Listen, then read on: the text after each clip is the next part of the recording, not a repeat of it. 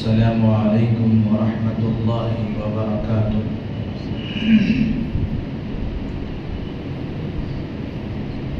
الحمد للہ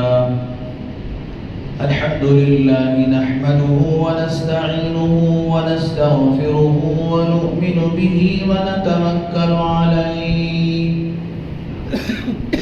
ونعوذ باللہ من شرور انفسنا ومن سیئات اعمالنا من يهده الله فلا مضل له ومن يضلله فلا هادي له ونشهد أن لا إله إلا الله وحده لا شريك له ونشهد أن سيدنا وسندنا وحبيبنا وإمامنا ومولانا محمد وبارك وسلم تسليما كثيرا أرسله الله تعالى بين يدي الساعة بشيرا ونذيرا وداعيا إلى الله بإذنه وسراجا منيرا أما بعد فقد قال الله تبارك وتعالى في القرآن المجيد والفرقان الحميد أعوذ بالله السميع العليم من الشيطان الرجيم بسم الله الرحمن الرحيم فقاب قوسين أو أدنى فأوحى إلى عبده ما أوحى صدق الله العظيم وصدق رسوله النبي الكريم ونحن على ذلك لمن الشاهدين والشاكرين وعن ابن عباس رضي الله تعالى عنه قال رسول الله صلى الله عليه وسلم رأيت ربي عز وجل أو كما قال صلى الله عليه وسلم سبحانك لا علم لنا إلا ما علمتنا إنك أنت العليم الحكيم رب اشرح لي صدري ويسر لي أمري واحلل عقدة من لساني يفقهوا قولي اللهم صل على سيدنا مولانا محمد في أول كلامنا اللهم صل على سيدنا مولانا محمد في أوسط كلامنا اللهم صل على سيدنا مولانا محمد في آخر كلامنا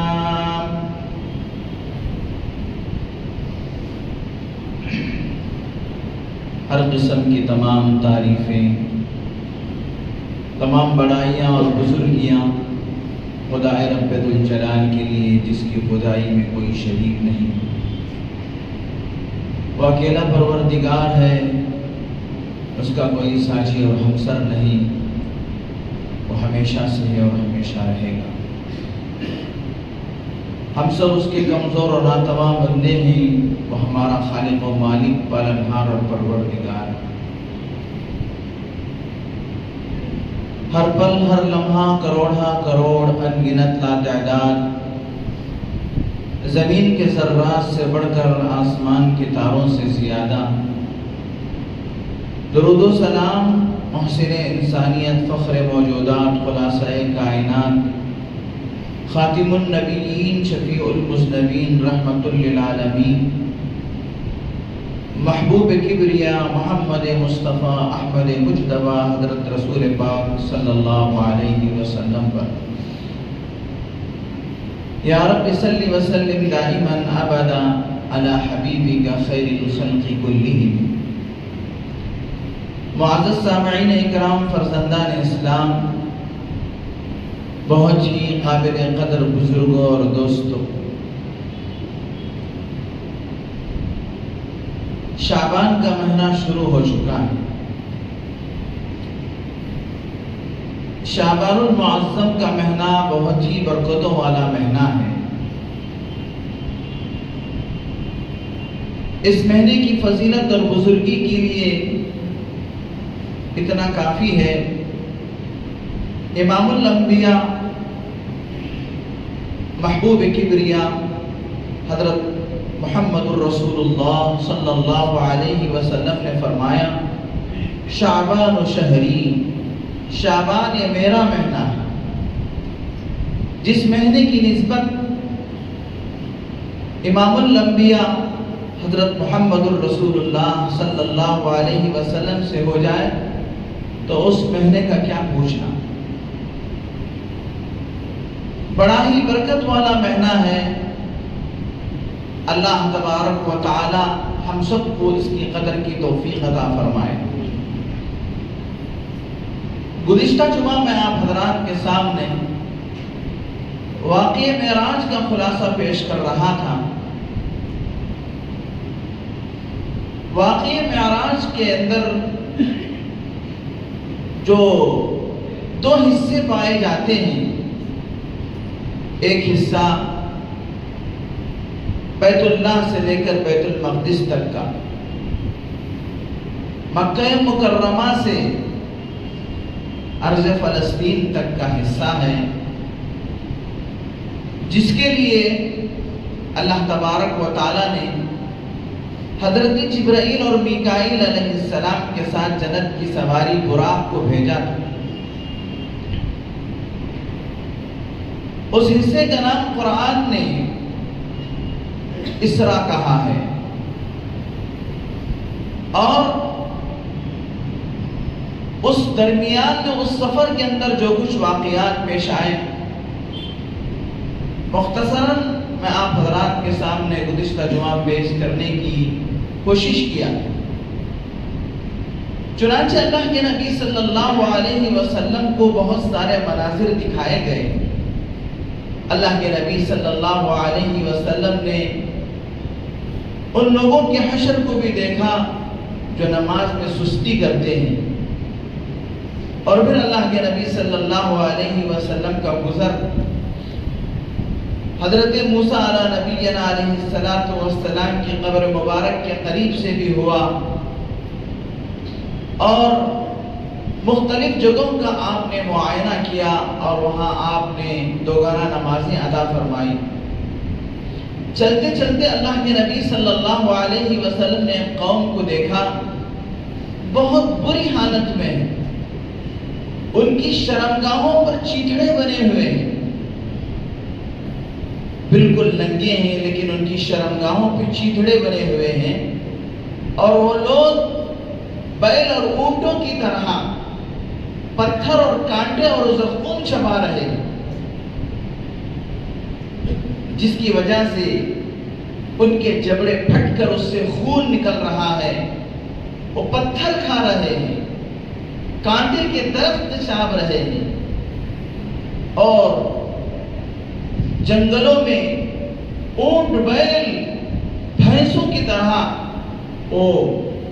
چاب رہے ہیں، چبا رہے ہیں۔ رسول اللہ صلی اللہ علیہ وسلم نے اپنے رفیق سفر سیدنا حضرت جبرائیل علیہ السلام سے پوچھا کہ اے جبرائیل، یہ کون لوگ ہیں؟ تو حضرت جبرائیل علیہ السلام نے فرمایا، اے اللہ کے رسول، کہ آپ کی امت کے وہ لوگ ہیں جو زکوٰۃ ادا نہیں کرتے۔ زکوٰۃ فرض ہونے کے باوجود زکوٰۃ جو نہیں ادا کرتے، ان کا یہ حشر ہے کہ ان کی شرمگاہوں پر چیتڑے بنے ہوئے ہیں، اور وہ اونٹ بیلوں کی طرح جنگل کے کانٹے دار زقوم جیسے کانٹوں کو کھانے پہ مجبور ہیں۔ میرے دوستوں، اللہ تبارک و تعالیٰ نے جہاں قرآن مجید کے اندر نماز کا ذکر فرمایا، وہیں پر اللہ نے زکوٰۃ کا بھی ذکر فرمایا۔ اللہ تبارک و تعالیٰ نے چند چیزوں کو ساتھ ساتھ بیان فرمایا ہے قرآن مجید کے اندر۔ ایک تو جہاں اللہ تعالیٰ نے اپنی اطاعت اور فرمانبرداری کا حکم فرمایا، وہیں پر اللہ تبارک و تعالیٰ نے والدین کے ساتھ حسن سلوک کا اللہ نے حکم دیا۔ وَقَضَى رَبُّكَ أَلَّا تَعْبُدُوا إِلَّا إِيَّاهُ وَبِالْوَالِدَيْنِ إِحْسَانًا، اور جہاں اللہ تبارک و تعالیٰ نے ایمان کا تذکرہ فرمایا، وہیں پر ساتھ ساتھ اللہ تبارک و تعالیٰ نے اعمال صالحہ کا ذکر فرمایا کہ صرف ایمان لا لینے سے کافی نہیں ہوگا، بلکہ زندگی کے اندر اعمال صالحہ نیک اعمال کا ہونا بھی ضروری ہے، جبھی جا کر آدمی کامیاب اور کامران ہو سکتا ہے۔ ان الذین آمنوا وعملوا الصالحات، جہاں بھی آپ قرآن اٹھا کر دیکھیں جہاں پر اللہ نے آمنوا کا لفظ استعمال فرمایا، وہیں پر ساتھ کا اللہ تعالیٰ نے وعملوا الصالحات کا ذکر فرمایا کہ ایمان کے ساتھ اعمال صالحہ ضروری ہے۔ تو اسی طریقے سے اللہ تبارک و تعالیٰ نے قرآن مجید میں جہاں نماز کا ذکر فرمایا ہے اقیم الصلاۃ، تو فوراً اللہ نے زکوٰۃ کا جو حکم بیان فرمایا اقیم الصلاۃ وآتوا الزکاۃ۔ تو زکوٰۃ اسلام کا ایک بہت اہم فریضہ ہے، لیکن بہت سارے لوگ اس میں غفلت کرتے ہیں، جن کا حشر اللہ کے نبی صلی اللہ علیہ وسلم نے شب معراج میں دیکھا کہ وہ لوگ بہت بری حالت میں۔ اللہ تعالیٰ ہم سب کی حفاظت فرمائے اور زکوٰۃ کو اچھی طرح سے ادا کرنے کی اللہ تعالیٰ ہم سب کو توفیق عطا فرمائے۔ پھر اللہ کے نبی صلی اللہ علیہ وسلم کو جنت کے بھی مناظر دکھائے گئے، اس میں اللہ کے نبی صلی اللہ علیہ وسلم نے خاص کر مجاہدین کا رتبہ اور ان کا مقام اللہ کے نبی صلی اللہ علیہ وسلم نے دیکھا، جو اللہ کے دین کے لیے جہاد کرتے ہیں، کوششیں کرتے ہیں اور اپنی جانوں کی پرواہ کیے بغیر اعلاء کلمت اللہ کی خاطر اپنی جانوں کو جھونکوں میں ڈال کر اپنے ایمان کی حفاظت کرتے ہیں۔ مجاہد کا مرتبہ بہت بڑا ہے میرے دوستو۔ اللہ کے نبی صلی اللہ علیہ وسلم نے معراج کے اس سفر میں دیکھا کہ چند لوگ ہیں کہ وہ کھیتی کرنے کے لیے بیج بو رہے ہیں، ادھر سے بیج بو رہے ہیں اور ادھر سے ان کے درخت لہلہاتے ہوئے کھڑے ہو جا رہے ہیں، اور وہ درخت اپنی کھیتی کو پوری آب و تاب کے ساتھ ان کے اندر وہ پھل فروٹ اور غلہ اگ جاتا ہے، اور وہ لوگ ادھر سے بوتے جا رہے ہیں اور ادھر سے کھیتی کو کاٹتے جا رہے ہیں۔ چنانچہ کہ ان کو ان کی کھیتی کا اور ان کے بیج ڈالنے کا انتظار کرنا نہیں پڑ رہا ہے کہ فوراً اللہ تبارک و تعالیٰ ان کا صلہ اور ان کا اجر اور ان کا بدلہ اللہ تبارک و تعالیٰ عطا فرما دیتے ہیں۔ چنانچہ مجھے یہاں پر ایک واقعہ یاد آیا۔ ہارون الرشید بادشاہ گزرے ہیں، بہت نیک دیندار بادشاہ ہیں، ان کے بہت سارے واقعات کتابوں کے اندر لکھے ہیں۔ ایک مرتبہ ہارون الرشید بادشاہ اپنے وزیر کے ساتھ جا رہے تھے، دیکھا کہ ایک بوڑھا آدمی جس کی پیٹھ بھی جھکی ہوئی ہے وہ کھیت کے اندر پودے لگا رہا ہے۔ ہارون الرشید بادشاہ نے اس بوڑھے کے پاس اپنی سواری کو روکا اور روک کر اس بوڑھے سے پوچھا کہ اتنی عمر میں، جبکہ آپ کی عمر بہت ہو چکی ہے، آپ مرنے کے قریب ہیں، آپ پودا لگا رہے ہیں، یہ پودا کب بڑا ہوگا اور کب آپ کو وہ اناج دے گا؟ شاید وہ اناج دینے تک، اس کے اندر غلہ لگنے تک، اس کے اندر پھل فروٹ لگنے تک آپ دنیا میں نہیں رہیں گے، آپ اس عمر کے اندر پودا لگا رہے ہیں۔ اس بوڑھے میاں نے بڑی حکمت کی بات کہی اور بہت اونچی بات انہوں نے کہا۔ انہوں نے کہا کہ پہلے لوگوں نے بویا تھا تو ہم نے کھایا۔ پہلے لوگ اگر یہ سوچ کر کہ میں اس کا پھل نہیں کھاؤں گا، اگر وہ پودا نہیں بوتے تو ہم اس کا پھل نہیں کھاتے۔ ہم بوئیں گے تو ہماری نسلیں کھائیں گی، ہم پودا لگائیں گے تو ہماری نسلیں، ہماری اولادیں کھائیں گی، اس لیے میں یہ پودا لگا رہا ہوں۔ بادشاہ کو اس کی بات بہت اچھی لگی، اسی لیے کتابوں کے اندر لکھا ہے ماں باپ اگر نیک ہیں تو اولاد نیک بنے گی، ماں باپ اگر جو بھی کرتے ہیں اس کا صلہ آئندہ چل کر اولاد کو ملے گا۔ ہم پودا لگائیں گے تو ہم کھائیں یا نہ کھائیں ہماری اولاد کو اس سے فائدہ ہوگا۔ بادشاہ کو بات اچھی لگی تو بادشاہ نے وزیر سے کہا کہ اس بوڑھے میاں کو 1000 اشرفیوں کی تھیلی دے۔ بادشاہ کے پاس خزانہ ہوتا ہے، بادشاہ خزانہ لے کے چلتا ہے، تو بادشاہ نے کہا 1000 اشرفیوں کی تھیلی اس بوڑھے کو دے دو. تو بوڑھا اس اشرفی کی تھیلی کو لیا اور خوشی میں کہا کہ دوسروں کے پودے بعد میں پھل دیتے ہیں لیکن میرا پودا تو ابھی پھل دے دیا. یعنی میں ابھی پودا لگا رہا ہوں. پودا لگانے ہی کی وجہ سے تو بادشاہ وہاں پر ٹھہرا اور بادشاہ نے پوچھا اور بادشاہ کے کہنے پہ میں نے یہ جواب دیا. بادشاہ کو یہ جواب پسند آیا تو بادشاہ نے 1000 اشرفیاں دی. تو بوڑھے نے کہا کہ سب کے پودے بعد میں پھل دیتے ہیں لیکن میرا پودا تو ابھی سے مجھے پھل دے دیا. بادشاہ کو اس کی بات اور اچھی لگی کہ بوڑھے میاں نے بہت اچھی بات کہی. تو وزیر سے کہا کہ 1 اور 1000 اشرفیاں نکال کر اس بوڑھے کو دے دو. چنانچہ جب بوڑھا اس کو ان اشرفیوں کی دوسری تھیلی کو لیا تو اس نے کہا کہ سب کے درخت ایک مرتبہ پھل دیتے ہیں, سال میں میرا درخت تو 2 مرتبہ پھل دے رہا ہے. پہلے تو 1000 اشرفیاں ملے, اب دوبارہ 1000 اشرفیاں ملے. تو بوڑھے نے کہا کہ میرا یہ پودا, میرا یہ درخت مجھے 2 مرتبہ پھل دے رہا ہے. بادشاہ کو یہ بات جو اسے اچھی لگی تو بادشاہ نے کہا کہ 1 اور 1000 روپے نکال کر 1000 اشرفیاں نکال کر اسے دیا جائے. اس کے بعد وزیر نے کہا بادشاہ جہاں بنا آپ اپنی سواری کو آگے بڑھائے ورنہ تو یہ بڑا اتنا چالاک ہے کہ آپ کا پورا خزانہ لوٹ لے گا. چنانچہ بادشاہ ہارون الرشید اسے 3000 اشرفیاں دے کر آگے بڑھے. چنانچہ میرے دوستو مجاہدین کے بارے میں اللہ کے نبی صلی اللہ علیہ وسلم نے فرمایا میں نے دیکھا کہ یہ وہ جماعت ہے جنہوں نے ابھی وہاں پر بیج ڈالا, وہیں پر ان کے پودے اگ گئے, وہیں پر ان کے درخت پھل دینے بھی لگ گئے. تو اللہ کے نبی صلی اللہ علیہ وسلم نے حضرت جبرائیل سے پوچھا اے جبرائیل امین یہ کون لوگ ہیں؟ تو حضرت جبرائیل علیہ السلام نے کہا اللہ کے رسول یہ آپ کی امت کے مجاہدین ہیں. اللہ تبارک و تعالیٰ ان کو ایسے اجر عطا فرمائیں گے کہ وہ اس کا تصور بھی نہیں کر سکتے. چنانچہ اللہ کے نبی صلی اللہ علیہ وسلم نے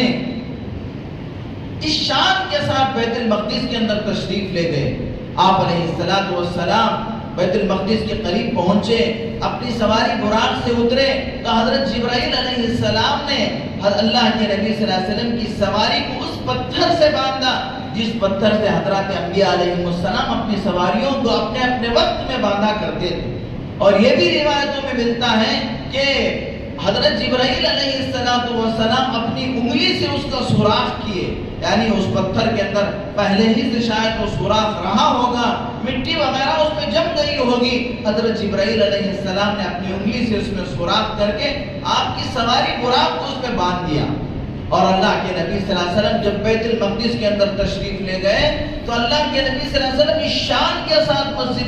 مسجد اقصی میں بیت المقدس میں داخل ہوئے کہ تمام انبیاء علیہ السلام اور بہت سارے فرشتے آپ کا استقبال کر رہے ہیں, آپ کو اہلا و سہلا مرحبا پیش کر رہے تھے. اور تمام انبیاء علیہ السلام کی صفیں پہلے سے بندھی ہوئی تھی. حضرت جبرائیل علیہ السلام نے آپ کا ہاتھ پکڑ کر آپ کو آگے بڑھایا اور آپ مصلی پہ تشریف لے گئے اور تمام نبیوں کو آپ علیہ السلام نے 2 رکعت نماز ادا فرمایا. آپ امام تھے اور تمام انبیاء آپ کے مقتدی تھے. چنانچہ اسی وقت سے آپ امام الانبیاء بن گئے, امام الانبیاء والملائکہ, کہ اس نماز کے اندر جس میں آپ امامت فرما رہے ہیں پورے انبیاء علیہ السلام کی روحیں شامل تھی اور بہت سارے ملائکہ اس میں شامل تھے. چنانچہ اللہ تبارک و تعالیٰ نے آپ کو یہ مرتبہ عطا فرمایا کہ آپ امام الانبیاء والملائکہ ہیں. آپ کا مرتبہ تمام نبیوں سے بڑا ہے. اگر کوئی نبی آپ سے بڑا ہوتا تو اس کو امام بنایا جاتا, لہذا آپ کو امام بنایا گیا اور تمام نبیوں کو مقتدی بنایا گیا. چنانچہ اللہ کے نبی صلی اللہ علیہ وسلم انبیاء علیہ السلام کی امامت سے فارغ ہو کے باہر نکلے تو آپ کو شراب کا ایک پیالہ پیش کیا گیا, پانی کا ایک پیالہ پیش کیا گیا اور دودھ کا ایک پیالہ پیش کیا گیا. اللہ کے نبی صلی اللہ علیہ وسلم نے دودھ کے پیالے کو قبول فرما لیا اور اللہ کے نبی صلی اللہ علیہ وسلم نے اس کو نوش فرمایا. تو حضرت جبرائیل علیہ السلام نے کہا کہ آپ نے فطرت کو قبول فرمایا, دینی فطرت کو آپ نے قبول فرمایا. اگر آپ شراب کو قبول کرتے تو آپ کی پوری امت گمراہ ہو جاتی. اگر آپ پانی کو قبول کرتے تو آپ کی پوری امت غرق ہو جاتی، پانی میں ڈوب جاتی، لیکن آپ نے دودھ کو قبول فرمایا، لہذا آپ نے فطرت کو قبول فرمایا اور نیکی کو آپ نے قبول فرمایا۔ اس کے بعد اللہ کے نبی صلی اللہ علیہ وسلم آگے بڑھے۔ آپ علیہ السلام کا سفر اب بیت المقدس سے لے کر عرش معلیٰ تک کا ہے۔ آپ صلی اللہ علیہ وسلم پہلی آسمان پر تشریف لے گئے۔ پہلے آسمان پر حضرت آدم علیہ السلام آپ کا استقبال فرما رہے تھے۔ آدم علیہ السلام سے پہلے آسمان پہ آپ کی ملاقات اس لیے ہوئی کہ آپ آدم علیہ السلام ابو الانبیاء ہیں، تمام نبیوں کے، تمام انسانوں کے باپ ہیں، اس لیے سب سے پہلی آسمان پر حضرت آدم علیہ السلام سے ملاقات کرائی گئی، اور دوسری آسمان پر سیدنا عیسیٰ علیہ نبینا علیہ السلام سے آپ کی ملاقات ہوئی۔ حضرت سیدنا عیسیٰ علیہ نبینا علیہ السلام سے دوسرے آسمان پہ اس لیے ملاقات کرائی گئی کہ حضرت عیسیٰ علیہ السلام کو آسمانوں پر زندہ اٹھا لیا گیا۔ عیسائیوں کا عقیدہ یہ ہے، مسلمانوں میں اور عیسائیوں میں فرق یہ ہے کہ حضرت عیسیٰ علیہ السلام کو ہم مانتے ہیں کہ حضرت عیسیٰ علیہ السلام کو اللہ نے آسمانوں پر زندہ اٹھا لیا، اور سامری جو حضرت عیسیٰ علیہ السلام کا دشمن ہے اس کو حضرت عیسیٰ علیہ السلام کی شکل دے دی گئی، لہذا اس کو سولی پہ چڑھایا گیا، حضرت عیسیٰ علیہ السلام کو آسمانوں پہ اٹھا لیا گیا، اور دوبارہ اللہ تبارک و تعالی حضرت عیسیٰ علیہ السلام کو زندہ دنیا میں اتار کر اللہ تبارک و تعالی سرکار دو عالم حضرت محمد الرسول اللہ صلی اللہ علیہ وسلم کی شریعت اور آپ کے طریقے کا کام حضرت عیسیٰ علیہ السلام سے لیں گے۔ حضرت عیسیٰ علیہ السلام قیامت کے قریب دنیا میں آئیں گے، دمشق کی جامع مسجد کے مینارے پر حضرت عیسیٰ علیہ السلام فرشتوں کے ساتھ تشریف لائیں گے، اور پھر دنیا کے اندر حضرت عیسیٰ علیہ السلام جناب محمد الرسول اللہ صلی اللہ علیہ وسلم کے دین کی اشاعت کریں گے، آپ کی شریعت کی اشاعت کریں گے۔ یہ نہیں کہ عیسیٰ علیہ السلام اپنی کوئی شریعت چلائیں گے، بلکہ اللہ کا کلام جو نبی پاک صلی اللہ علیہ وسلم پہ اتارا گیا، اسی کلام کی دعوت اور اسی دین کی دعوت حضرت عیسیٰ علیہ السلام دیں گے۔ اور کتابوں میں بھی لکھا ہے کہ حضرت عیسیٰ علیہ السلام جو عیسائی ہیں، جن کو نصارہ کہا جاتا ہے، حضرت عیسیٰ علیہ السلام ان کو قتل کریں گے، اور اگر کوئی عیسائی کسی درخت کے پیچھے چھپا ہوا ہو، کسی پتھر کے پیچھے چھپا ہوا ہو، وہ درخت اور پتھر کہے گا اے اللہ کے رسول، اے نبی، اے حضرت عیسیٰ، اللہ کا دشمن میرے پیچھے چھپا ہوا ہے، اس کو قتل کرے۔ اور یہاں تک کہ حضرت عیسیٰ علیہ السلام دنیا کا جو سب سے بڑا کذاب اور جھوٹا اور مکار ہے، وہ دجال ہے، اس کو بھی حضرت عیسیٰ علیہ السلام مقام لد پر قدم کریں گے۔ چنانچہ اللہ تبارک و تعالیٰ نے دوسری آسمان پر کس سے ملاقات کروایا؟ حضرت سیدنا عیسیٰ علیہ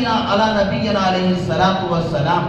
اور تیسری آسمان پر سیدنا ہارون علیہ السلام سے اللہ کے نبی صلی اللہ، تیسری آسمان پر سیدنا یوسف علیہ نبینا علیہ السلام سے آپ کی ملاقات ہوئی۔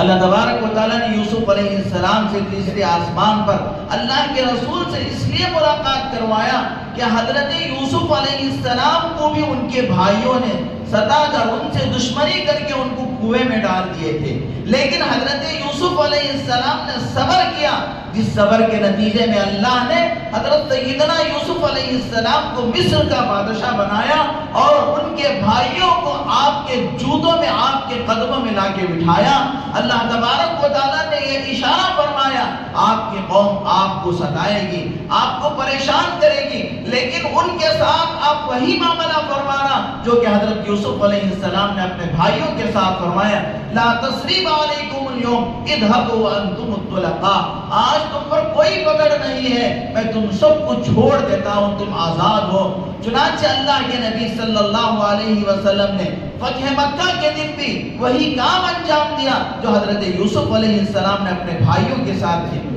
اللہ کے نبی صلی اللہ علیہ وسلم کو فتح مکہ کے موقع پر یہ موقع تھا، اور اللہ کے نبی صلی اللہ علیہ وسلم کو یہ طاقت حاصل تھی کہ اینٹ کا جواب آپ پتھر سے دے سکتے تھے۔ جنہوں نے آپ کے راستے میں کانٹے بچھایا، اللہ کے نبی نے ان کے لیے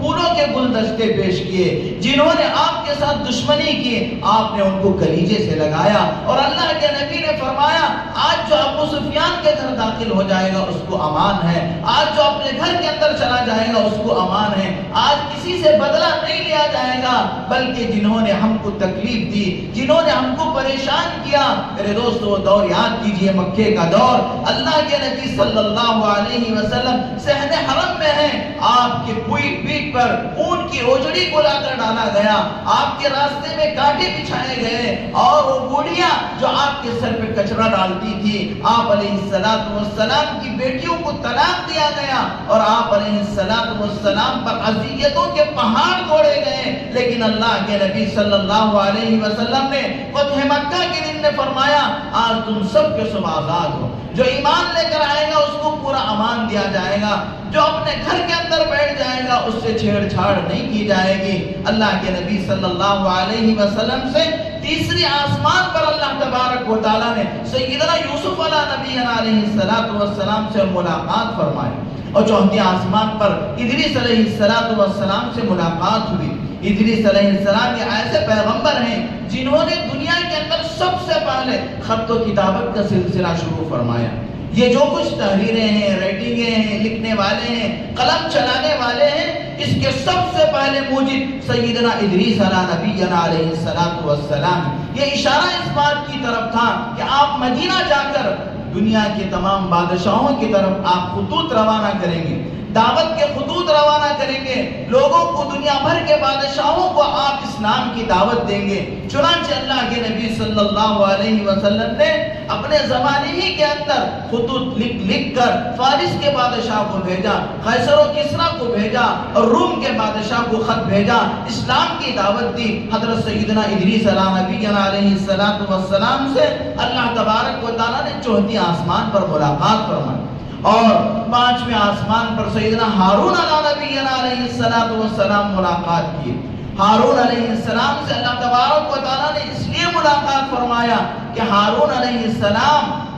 کے زمانے میں جب موسیٰ علیہ السلام کوہ طور پر تشریف لے گئے، لوگ بچھڑے کی عبادت کر کے اللہ کے ساتھ شرک کرنا شروع کر دی، اور جن لوگوں نے شرک کیا اللہ تبارک و تعالیٰ نے ان کو تباہ و برباد کیا۔ آج کی حکومتیں بھی سن لیں، چاہے وہ UAE کی حکومت ہو، چاہے وہ ابوظہبی کی حکومت ہو، چاہے وہ دبئی کی حکومت ہو، چاہے وہ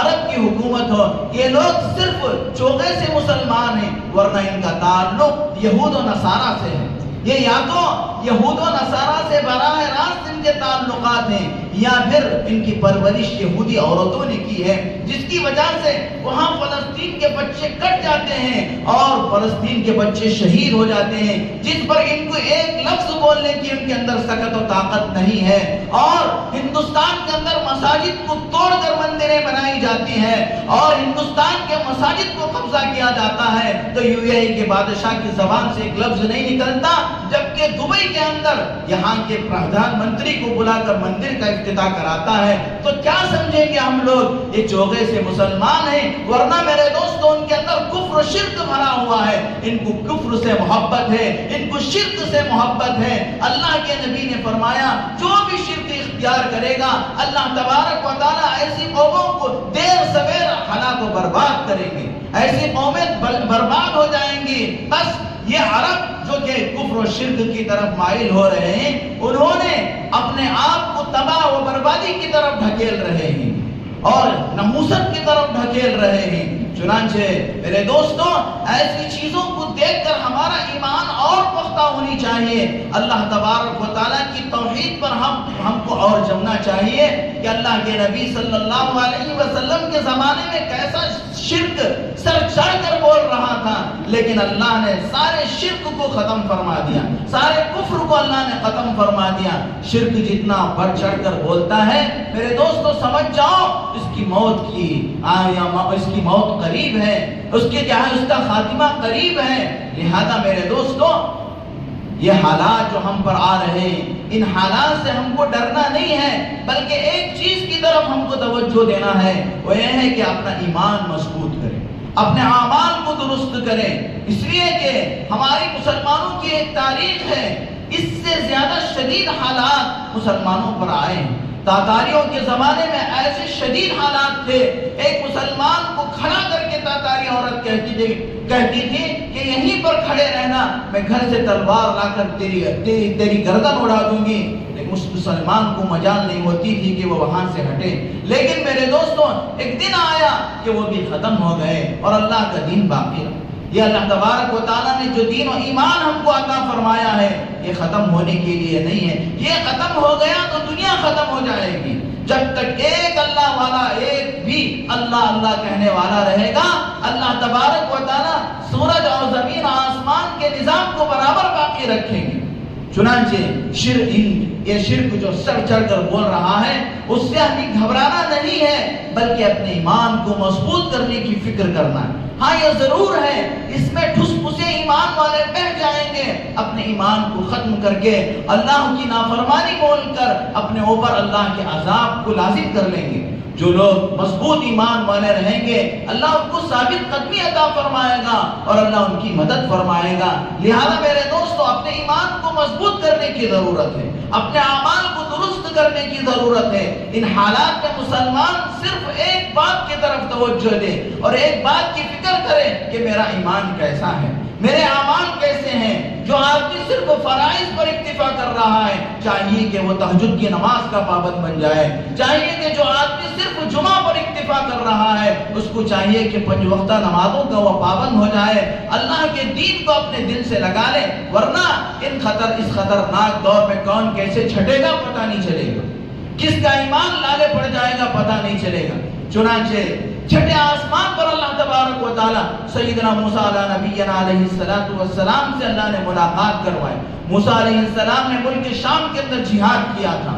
اور ملک شام کے اندر حضرت موسیٰ علیہ السلام نے کفر کا خاتمہ کیا تھا۔ چنانچہ اللہ کے نبی کے دور میں تبوک جو ملک شام کی سرحدوں تک ہے، وہاں تک اللہ کے نبی صلی اللہ علیہ وسلم نے جہاد کیا، وہاں تک اللہ کے نبی نے جنگیں کی، اور اس کے بعد آپ کے خلفاء نے سیدنا ابو عمر فاروق رضی اللہ تعالیٰ عنہ نے ملک شام کے اندر ملک شام کو فتح کیا، اور کفار و مشرکین کو ان کو موکھی کھانی پڑی۔ اور ساتویں آسمان پر اللہ تبارک و تعالیٰ نے سیدنا ابراہیم خلیل اللہ علیہ السلام سے ملاقات کروایا، اس لیے کہ سیدنا ابراہیم علیہ السلام آپ صلی اللہ علیہ وسلم کے جد امجد ہیں، اور سیدنا ابراہیم علیہ السلام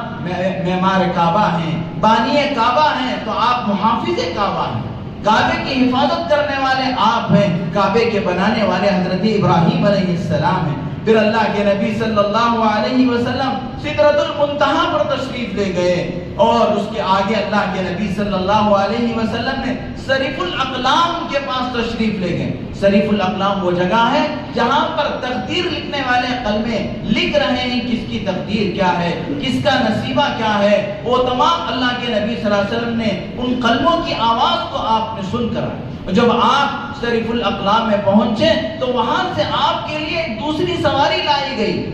جس کا نام تھا رفرف۔ اللہ کے نبی صلی اللہ علیہ وسلم نے اس دوسری سواری پر بیٹھ کر سدرۃ المنتہا سے آگے، صریف الاقلام سے آگے عرش معلیٰ پر پہنچے۔ نور کے 70,000 پردوں کو چاک کر کے جب نبی رحمت صلی اللہ علیہ وسلم عرش اعظم پر پہنچے ہیں، تو میرے دوستو اللہ تبارک و تعالیٰ نے اپنے نبی حضرت محمد الرسول اللہ صلی اللہ علیہ وسلم سے پوچھا، اے میرے نبی، آپ نے میرے لیے کیا تحفہ لائے؟